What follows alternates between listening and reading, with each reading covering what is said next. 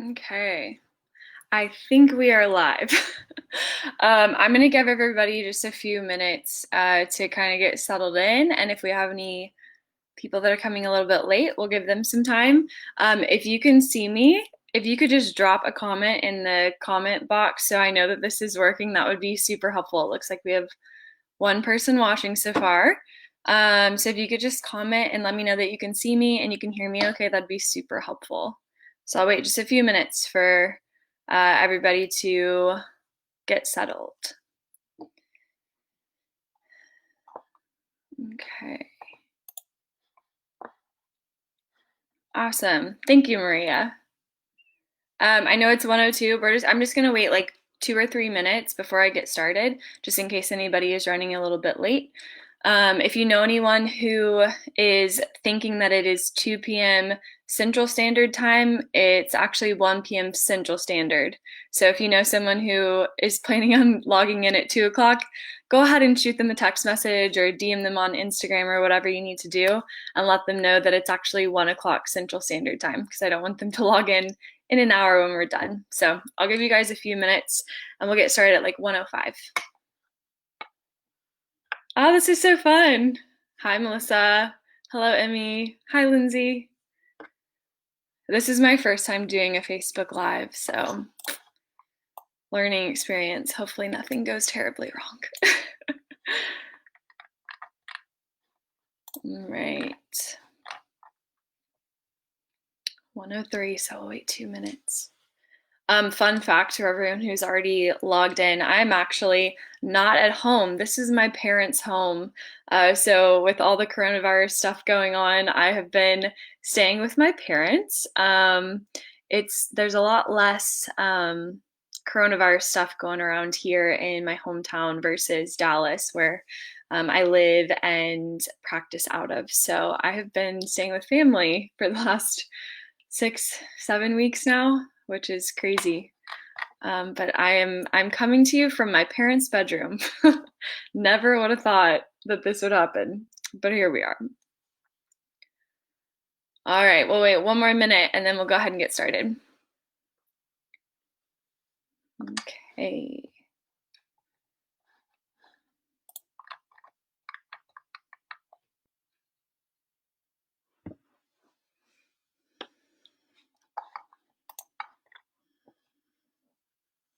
Oh, I got your comment. I think it's Brianna. Brianna, I believe is how you say it. I'm excited to share my tips and tricks too.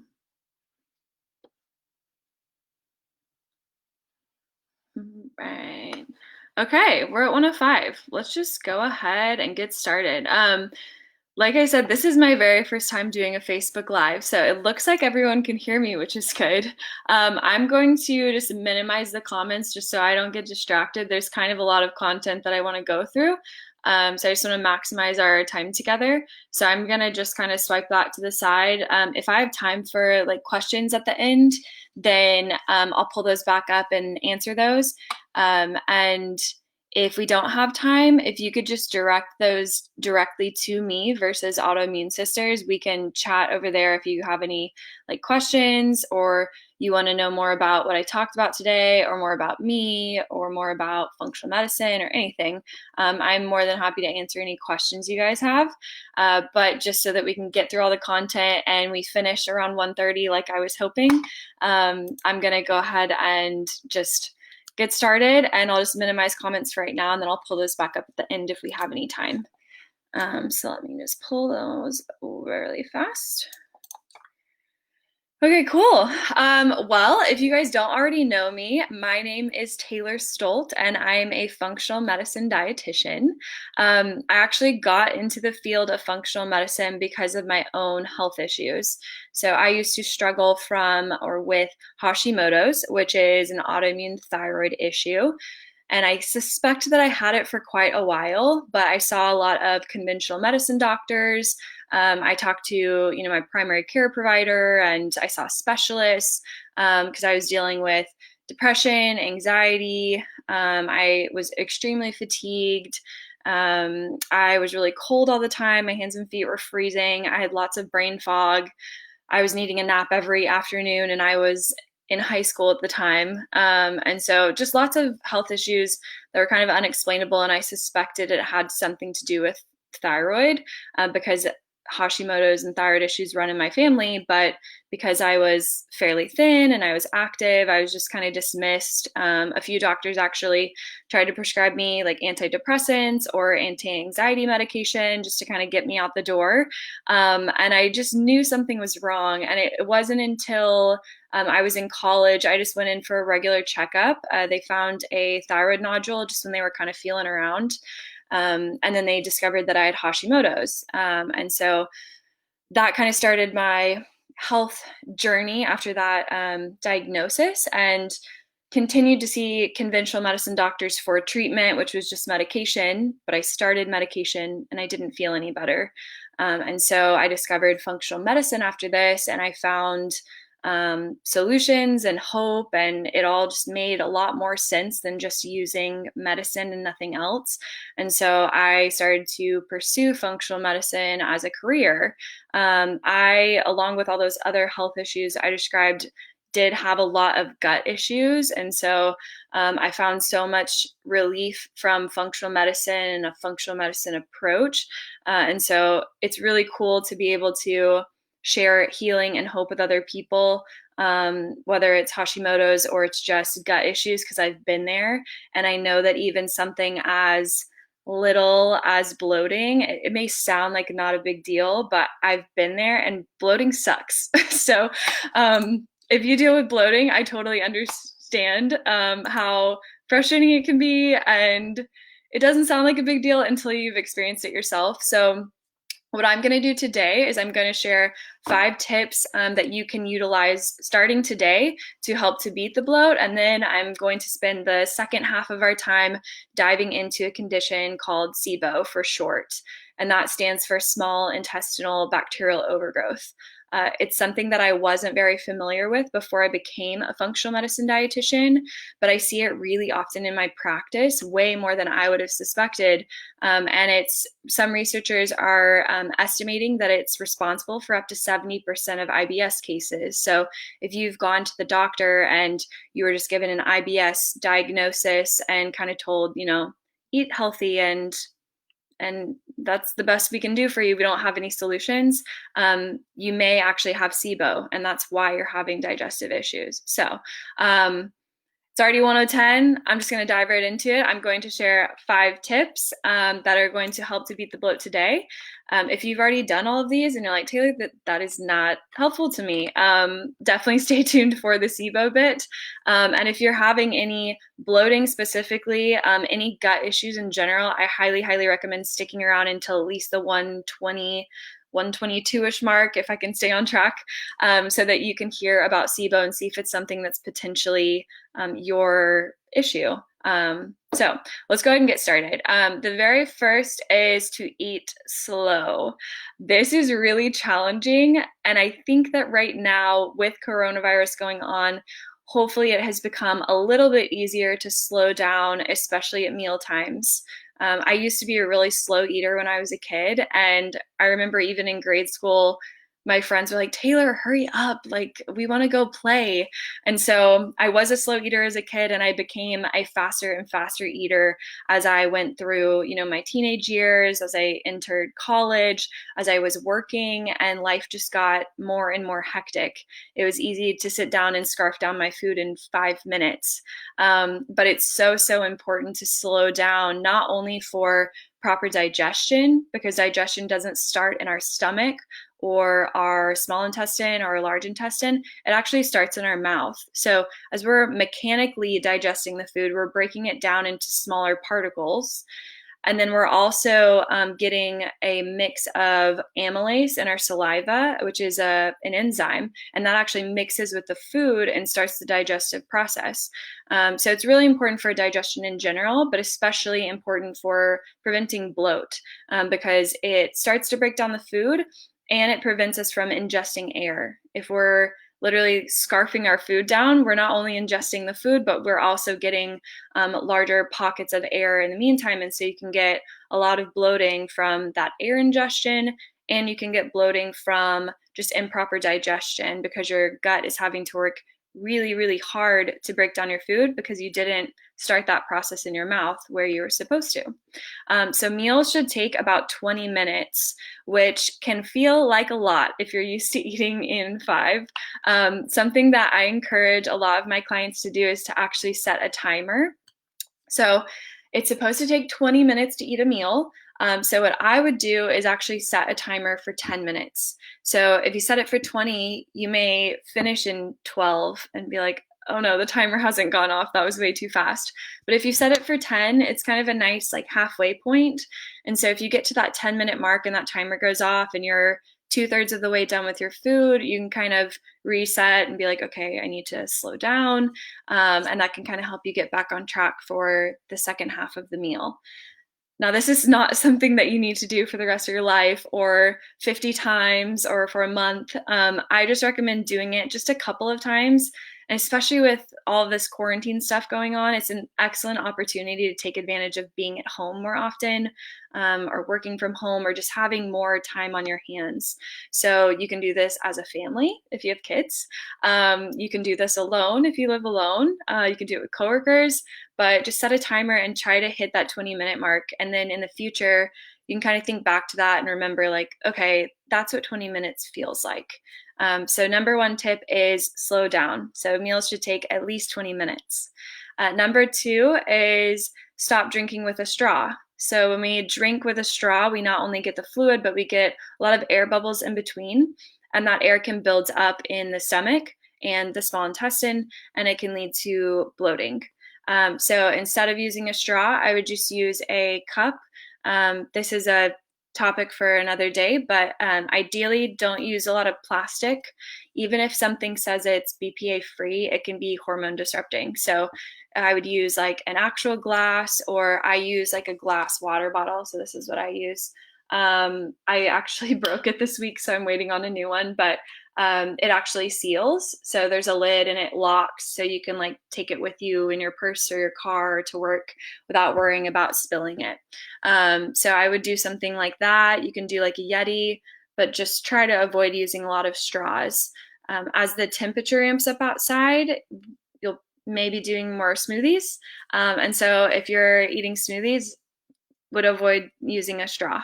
So this not only is helpful for decreasing the amount of air bubbles you ingest, but also for slowing down. So as you do a smoothie, I would try adding ice and eat it like a smoothie bowl with a spoon versus doing a smoothie in like a glass and drinking it really quickly, or drinking it with a straw. So number one, slow down. Number two, stop drinking through or from the straws. Number three, so still has to do with fluids, is carbonated beverages. And this may sound like kind of a no-brainer, but a lot of people utilize things like LaCroix and Topo Chico to get their fluids in. And I'm not saying to just cut those out and not replace them with regular water. You still want to stay hydrated, but it is going to increase the amount of air that's in your gut. And so that can contribute to bloating. So if you're used to having 3 or 4 LaCroix in a day, just simply switching over to water may make a significant difference in the amount of bloating that you experience. So if you're used to doing lots of LaCroix and Topo Chico and carbonated beverages, I would try switching over to regular water. And you can always add fresh fruit or slices of cucumber or mint leaves or something like that to kind of add flavor and make it more interesting. But I would keep the carbonated stuff to more of a special occasion thing, kind of a treat. So a few times a week versus drinking multiple every single day. Number 4 is chewing gum. So when we chew gum, we also ingest air. There are a number of reasons that you don't want to be chewing gum on a super regular basis. So one of them would be TMJ. If you deal with any jaw issues, TMJ is a condition where your jaw can kind of lock up. And so that's something that I actually used to deal with. My jaw locked up when I was in high school, and it was not a fun experience. So since then I've cut out the gum, and it's made a really big difference for me. But not only for jaw, for decreasing the amount of artificial sugars that you are ingesting, which can have health issues, but also just purely for decreasing bloating. would try to swap out the gum. If you have really bad breath and you're like, Taylor, you don't understand. I need gum. I need gum every day, all day. I would encourage you to explore why that's happening. So, as a functional medicine practitioner, I'm always asking why. So, rather than covering something up with a medication, or even covering up bad breath with a bunch of gum, I ask the question, well, why do you have bad breath all the time? And many times, halitosis or bad breath is because of a gut or a bacterial imbalance in the mouth. And that is a reflection of a bacterial imbalance in your gut. So if you feel like you really need a ton of chewing gum, I would try to find a functional medicine practitioner, or someone who can explore why that's happening, because you may need to do some gut work and work on bacterial imbalance to help with fixing the bad breath versus just covering it up with a bunch of gum. So number one, slow down, eat in at least 20 minutes. Number two, try to stop drinking from a straw. Number three, swap the carbonated beverages for just plain flat beverages. And then number four, try to decrease the amount of chewing gum that you use. And the fifth one is a little bit different, and I could talk about this alone for a couple of hours, but I'll keep it brief. But hormone imbalance can cause a lot of bloating. So especially for women, you may notice that you bloat a lot right before your period, and that's because that's when estrogen peaks. And so you can have bloating right before your period because your estrogen's peaking, or you can have bloating very frequently because you're constantly in an estrogen dominant state. And this can happen for a number of reasons. One of them is if your liver is compromised. So our liver not only processes toxins every day, but it also processes extra estrogen. So we're constantly excreting estrogen to keep our progesterone and estrogen levels balanced. But if our estrogen gets high and our progesterone is relatively low, you can experience bloating on a really regular basis. And a lot of times this is accompanied by other hormone imbalance symptoms like PMS or endometriosis or heavy flow or a lot of cramping, things like that. So if you're dealing with a lot of hormone imbalance symptoms and you're also dealing with bloating, it may be because your hormones are imbalanced. So something to keep in mind. As far as things that you can do to start to work on the hormone imbalance, our hormones are very fragile, and so there's a lot that goes into hormone balance. But something that you can start with is just increasing your fiber intake to at least 30 grams a day. You don't want to do it really quickly and drastically because you can get bloating just from that. But slowly increase your fiber intake by just increasing whole foods, increasing vegetables, nuts, seeds, things like that. Cruciferous vegetables are especially helpful for hormones. So things like cauliflower, broccoli, Brussels sprouts, things like that. So if you're dealing with hormone imbalance, those are a couple of things you can start to do today. And then you would, of course, want to work with a practitioner who can, dive into your health history and figure out why this is happening and what you can do to rebalance hormones. So those are my 5 tips. So again, I'll run through them really quickly. Just one more time. So 1, slow down. Meals should take at least 20 minutes. Number 2, stop drinking through a straw. Number 3, scale back on the carbonated beverages.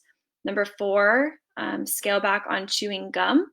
And then number 5, just kind of take a minute to think about your hormones and kind of pay attention to if you're having other hormonal imbalance symptoms. And if so, if that accompanies your bloating, it may be a hormone issue, and start to explore that. So now we're going to shift gears. Let's take a breath, take a minute. I feel like I'm going really fast, but there's a lot I want to cover. So next we're going to shift gears and we're going to talk about SIBO. And again, this is something that I wasn't very familiar with before I became a functional medicine dietitian, but it is something I have learned a lot about in the last few years. One of my colleagues is an expert on the subject, and I've learned a lot from her. I've learned a lot from seminars and courses, a lot from just experience with my patients. And it's something that's way more common than I ever would have thought before I entered this field. So if you're dealing with bloating or just digestive issues in general, I would highly recommend sticking around and just listening to this whole second bit so that you can figure out if SIBO is potentially what's causing your unexplainable gut issues or health issues. So first, I'll just talk about some signs that you may have SIBO. And so if any of these like ring a bell for you, that may be what's going on. So first off, just bloating specifically. The bloating typically acts in a certain way or it looks a certain way when it's SIBO. So typically, when you have SIBO, you will notice that bloating gets worse throughout the day. So first thing in the morning, you'll typically have like flat stomach, feeling fine, but then the second that you start eating, you notice a little bit more bloat. And then by the end of the day, you're really bloated. And some women will say that they literally feel pregnant, like they feel 6 months pregnant by the end of the day when they're trying to go to bed, which can be super uncomfortable, obviously. And this is something that I used to deal with. I didn't have SIBO specifically, but the bloat was real and I felt so uncomfortable by the end of the day. If you're noticing that the bloat is getting worse and worse throughout the day, there's a good chance that it is SIBO. Also, if you notice that the bloating gets worse with specific foods, then it could be SIBO. And so these foods are called high FODMAP foods. It means that they contain fermentable carbohydrates. And the foods to kind of be thinking about are things like onion, garlic, cruciferous vegetables like cauliflower, broccoli, Brussels sprouts, asparagus. If you notice a lot of bloating after consuming those foods, then there's a good chance that it is SIBO that you're dealing with. So that kind of encompasses the bloating symptoms. So they get worse throughout the day, and then those fermentable carbohydrates make it worse. Another thing, just gut wise, is diarrhea, constipation, or alternating between the two. So some people have like constipation and they'll kind of swing the other way and swing back and forth. Some people just have diarrhea. Some people just have constipation. But all of those things can be a symptom of SIBO. You can also get abdominal pain or cramping, and usually that's because of a buildup of gas in the gut. Apart from gut symptoms, you can also have some issues that are seemingly unrelated to the gut. So things like histamine intolerance. So if you have a lot of like sneezing and itching and skin issues like skin rashes, you have a lot of like allergy like symptoms, it could be because of SIBO, because that can affect histamine intolerance or promote histamine intolerance. Skin issues can be because of SIBO, so eczema and rosacea specifically can be a SIBO issue. It can also manifest in like mental changes, so things like anxiety are very common with SIBO. You can also experience fatigue, and then it's interesting because it can manifest in different ways when it comes to hunger and weight. So for some people, they experience a lot of like excessive hunger, and no matter how much they eat, they just feel like they're never satisfied, they're never satiated. And so it can manifest as just this extreme hunger that can never be kind of quenched. And then for others, it's extreme fullness or fullness very quickly. So they may eat, a few bites or half of their meal and they're already really stuffed. So it can kind of be one side of the spectrum or the other, or anything in between. Weight changes is also another symptom. And again, there's a wide spectrum. So for some people, they have malabsorption due to SIBO, and so they end up losing weight unintentionally. And then for others, they start to experience weight gain with no change in diet or exercise. And it's because of a really slow transit time. So you can get weight gain or weight loss. You can have excessive fullness, or you can have this kind of ravenous hunger. But as you can see, there are a lot of symptoms of SIBO just apart from the bloating. So we're going to be, I think, posting this. I'm not sure on what platform, but if some of these things that I'm saying ring true or you're not really sure, we're going to be posting this video later. And so you can kind of take like a mental note of things that ring true for you. And if a couple of things sound familiar and they sound like you, then you would want to explore SIBO further and see if this is something that you're dealing with. So more about what SIBO is. SIBO stands for small intestinal bacterial overgrowth. So it's not that you have like bad bacteria in your gut. It's just that it has kind of migrated from your large intestine into your small intestine. And so when this happens, it can wreak havoc in all those ways that I just described. So if you can have 3 different types of SIBO, and that's kind of what determines the type of gut issues you're having. So you can have hydrogen or methane or hydrogen sulfide dominant, and there are tests you can do to determine if SIBO is what's going on. What you don't want to do is you don't want to do a stool test, because stool testing looks at what is in the large intestine mainly, and it doesn't differentiate. So if you just do a stool test, it's not going to show you what's specifically in the small intestine. What you want to do is a breath test. And this is something that some functional medicine practitioners do and some conventional medicine practitioners do as well. So if you're working with a gastroenterologist, you can ask them about this and see if they're willing to do a SIBO test. And so that's a way that you can kind of go ahead and get started to see if that's what's going on, or to rule it out and determine that this is not what's happening. So you can start to work on other kind of potential root causes. So that's what SIBO is. So it's not bad bacteria, but it is a migration of bacteria. So it's not in your large intestine where it's supposed to be, but it's actually overgrown up into your small intestine. And that's when you get all of the bloating, you get abdominal cramping, potentially, eczema, rosacea, all of those symptoms that I mentioned. So next I'm going to talk about 3 common causes of SIBO. So I kind of lumped them into 3 categories. There are a lot of other potential causes, but I just wanted to kind of focus on these 3 main ones. So the first is low stomach acid production, and this can happen for a number of reasons. So the number 1 reason would be being on an acid blocker. So if you've been on a PPI or an H2 blocker, any sort of acid blocker for like heartburn or reflux, that's not something that's meant to be taken long term. And many conventional medicine doctors agree, but it's really easy to get put on it, and doctors kind of forget when you come in. They don't know how long you've been taking it necessarily, and it's not something that's brought up in conversation. So if you've been on that for a really long time and you're having some gut issues, you're having some bloating, you may have SIBO because your stomach acid has been suppressed for so long. Because our stomach acid is something that keeps our gut bacteria where they're supposed to be.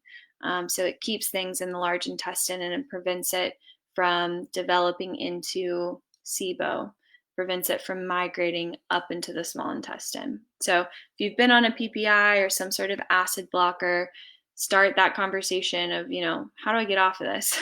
If your conventional medicine doctor is not on board with weaning it, or they're not really sure how to get you off of it, maybe have a functional medicine practitioner work in conjunction with your conventional medicine doc and have them collaborate and find a way to get you off of it if it's appropriate. Low thyroid function is another common cause of low stomach acid production. So if you have Hashimoto's or just low thyroid function for a long time, it can lead to low stomach acid. Stress can decrease our stomach acid production. So if you're really stressed out all the time, you can get low stomach acid production. That may be why when you're stressed out, you notice that digestion is worse. So a lot of people notice, when I'm really stressed, my gut feels so much worse and I'm way more bloated and I have more abdominal cramping. And it could be because your stomach acid is coming down.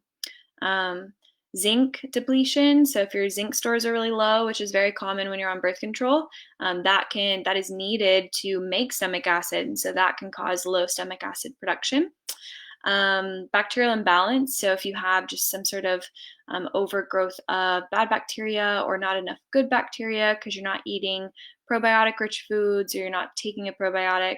If you've had H. pylori, that can cause issues. Uh-oh, I think we may have lost video, and I'm not sure why. Let's see. Is anybody, let's see, is anybody there right now? Right now, it says they're having trouble playing the video. If somebody could just comment and let me know that you can still hear me, I can continue without the video, or I may have to stop the video. Okay, we're still good. So we still have audio. Can anybody see me, or is the video gone? Okay, perfect. Well, it must just be on my end. Okay, that's totally fine. I don't need to see myself. Okay, cool. So we'll keep going. So like I said, bacterial imbalance, including H. pylori, it can cause low stomach acid production. So if any of these things sound common to you, or if you are older in age, if you're over 65 especially, you may have low stomach acid production, and that's something you would want to explore in addition to the SIBO. Because anytime, like I said, anytime you're dealing with some sort of health issue, you not only want to figure out, okay, what's going on? How can I fix it? But also, how did this happen so that I don't get rid of it and develop SIBO again in a year? But how do I get rid of the SIBO and keep it away? Or how do I, fix this issue and keep it away in the future? So if you think you may have low stomach acid production, keep that in mind. Especially if you're working with someone who is working to get rid of the SIBO. You also want to make sure your stomach acid doesn't get low again, because you want to keep the SIBO away. Next is leaky gut. So this is something that a lot of people are talking about now.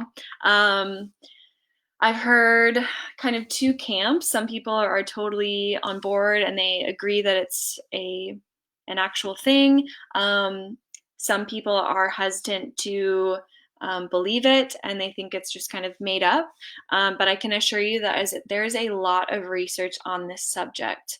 Typically in research, it's not referred to as leaky gut. It's referred to as increased intestinal permeability. So if you want to impress your friends, you can say it that way. But it is real, and it's something that we're seeing more and more of. And it makes sense. Our lives have changed a lot. We're under more stress than ever before. We sleep less than ever before. We take more antibiotics than ever before. Our food supply has changed. So a lot has changed, and so it makes sense that this is becoming more and more of an issue.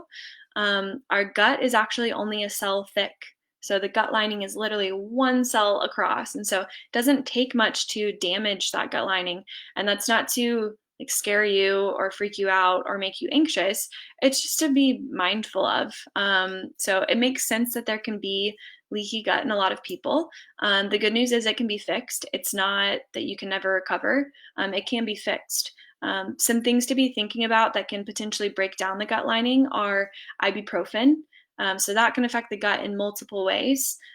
One way that it can affect the gut is it breaks down that mucosal layer that protects the gut from things like our stomach acid.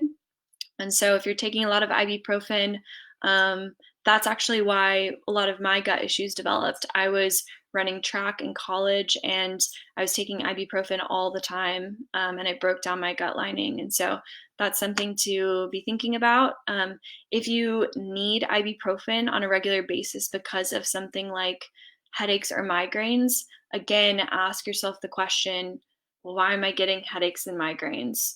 Find a practitioner who will dive into that and figure out the root cause of those things and fix the root cause of your headaches and migraines so that you don't have to take ibuprofen, rather than just covering up the headache or covering up the migraine with the ibuprofen. Something else that can break down the gut lining is actually stress. And this is, it's easier said than done to just decrease our stress levels, but try to implement things on a regular basis that help you manage stress, whether it's having a cup of tea in the evening or throughout the day that has something like chamomile. Essential oils are really helpful for calming down the central nervous system. So smelling things like lavender can actually immediately affect the central nervous system and calm it down. Deep breathing is very helpful for decreasing the stress response.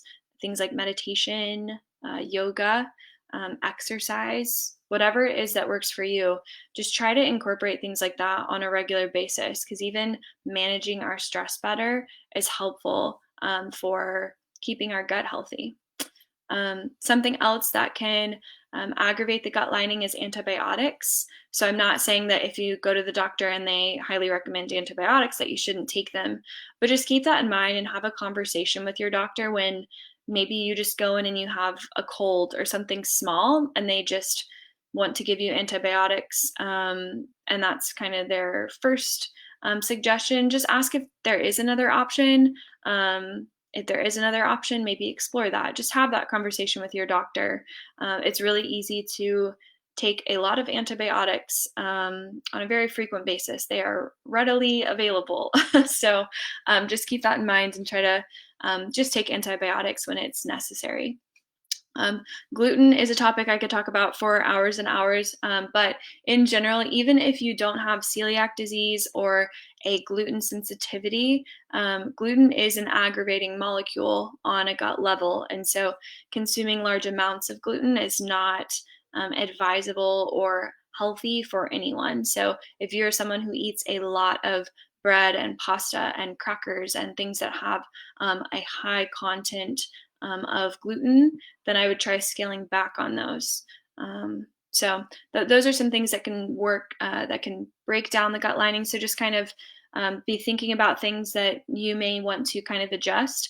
And if there are things that need to be addressed, like, the source of your pain, the reason you're taking ibuprofen, talk to your doctor, talk to your functional medicine practitioner, and try to find a way to decrease the need for things like ibuprofen.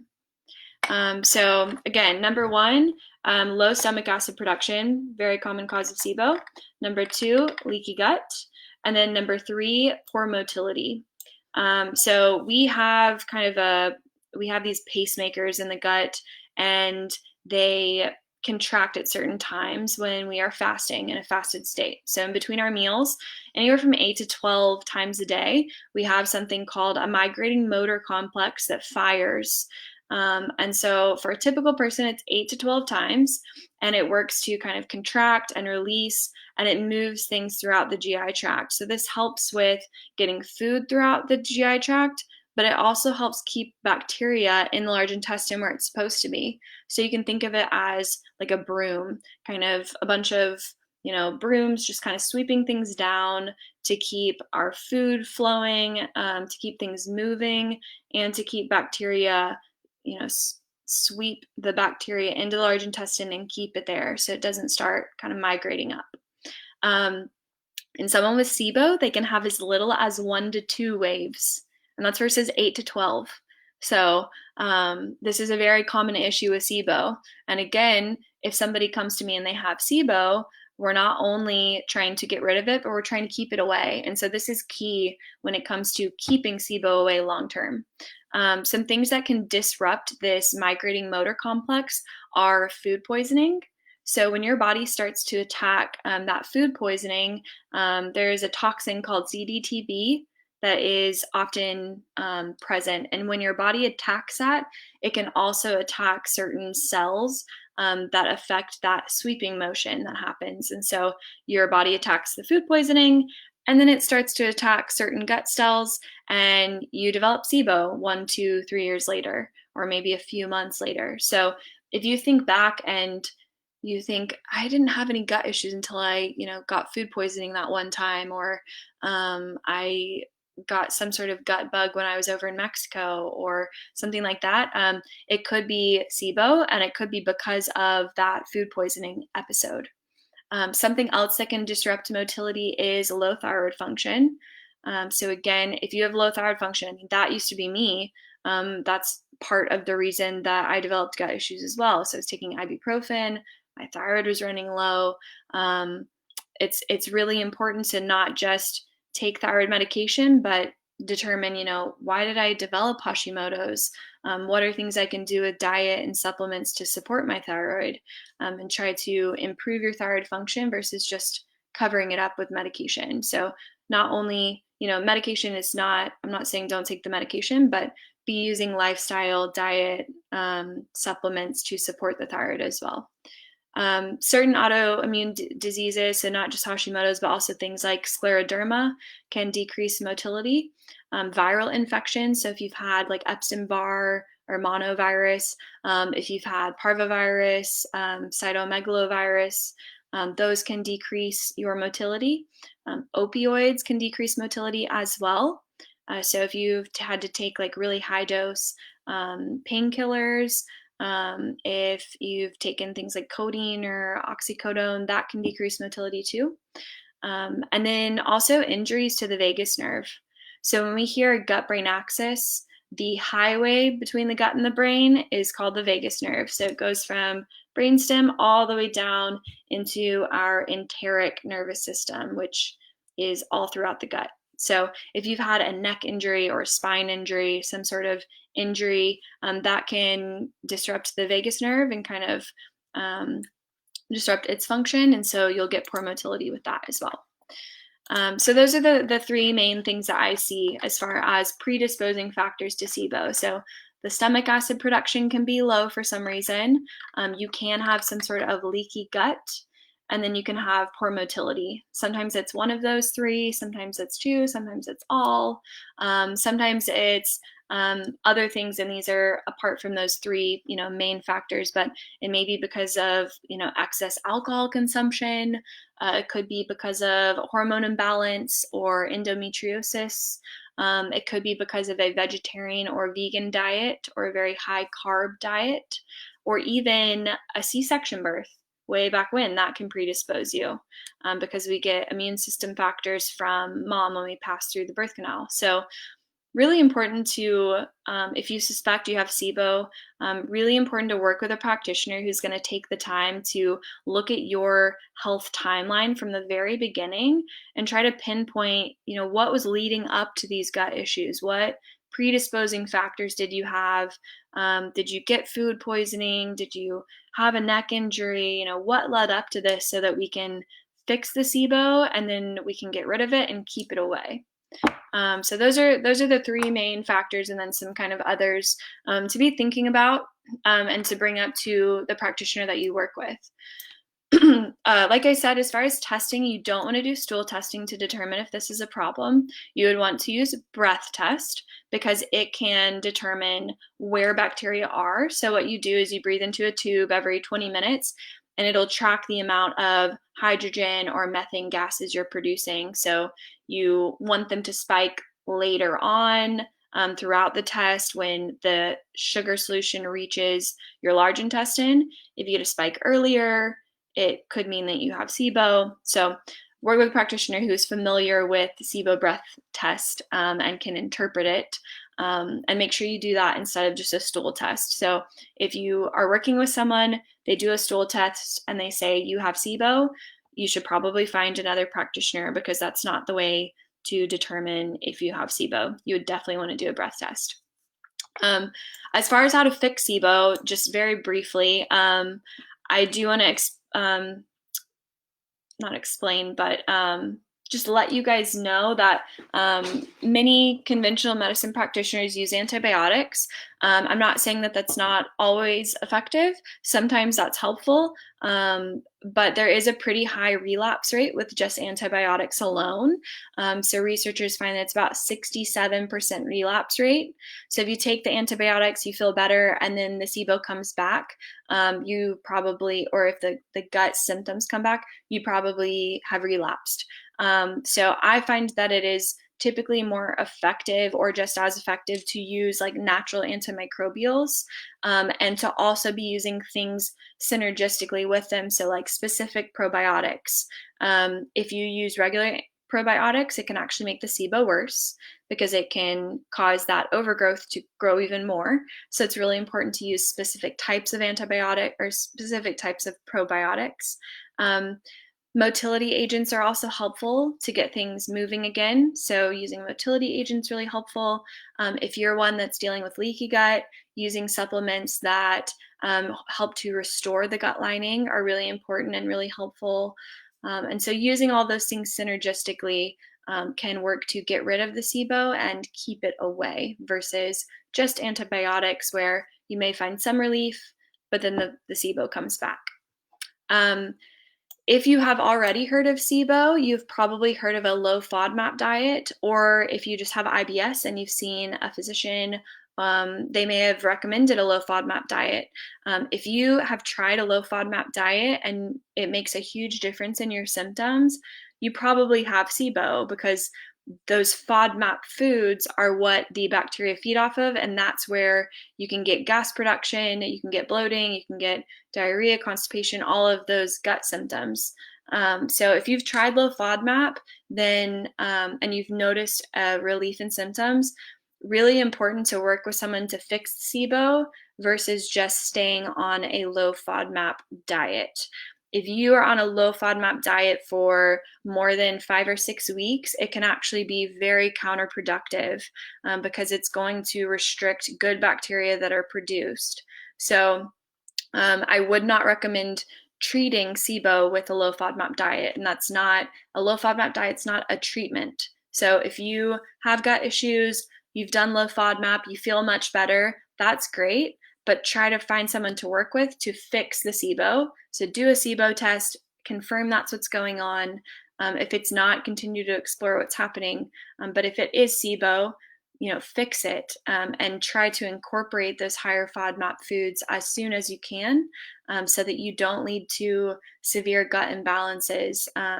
Because I've worked with clients who they felt better on a low FODMAP diet, so they stuck with it for a year and they were in a really bad spot. So a low FODMAP diet, just trying it out for a couple of weeks can be a helpful kind of screening tool. So you can do that for a couple of weeks, see, are my gut symptoms better? And if they are, great time to do a SIBO test and make sure, yeah, that's what's going on, and then start to tackle it. So it's a good screening tool, and it's helpful for, reduction in symptoms for a few weeks, but you wouldn't want to stay on that long term. Well, I have gone way over my time. It's been about 45 minutes. So that's all I have for you guys today. I loved this. This is fun. There's a lot that I would love to talk about, but what I want to talk about may not be what you guys want to hear. So if you guys have anything that you want to learn more about in regards to functional medicine, in regards to gut health, in regards to nutrition, diet, I love talking about it all. So if any of you have specific topics that you want to hear more about, feel free to drop those like in a comment so that I have that information and I can cater future with Facebook Lives to you guys. If you have any specific questions, it'd be best to just direct those directly to me. And so you can just look up Plate and Canvas. And again, I've never done Facebook Live before, but I tried putting all of my information in the description. So there's my website, which is just plateandcanvas.com. So you can go there to learn more about me and my practice. If you want to message me on Facebook, you can just search Plate and Canvas and direct message me there. If you want to shoot me a message on Instagram, you can go to instagram.com/Plate and Canvas. So just find me however it works best for you, and I can answer any questions you guys have. And then again, if you guys have any topics that you want to hear more about, feel free to drop those in the comment section. If there's anything that I could have done better today, I know we went pretty fast, so I wish that I could have gone slower. I know that's something that would have been more ideal, but I also don't want to take up 5 hours of your time because I know you have things to do. So if you have any feedback for me, if there's anything I can do for you at all, just drop a comment or direct message me if you have any questions. I hope that you guys are having a wonderful Monday, and thanks so much for coming to hang out. This was a lot of fun, and I'm excited to do more of these in the future. Bye, guys.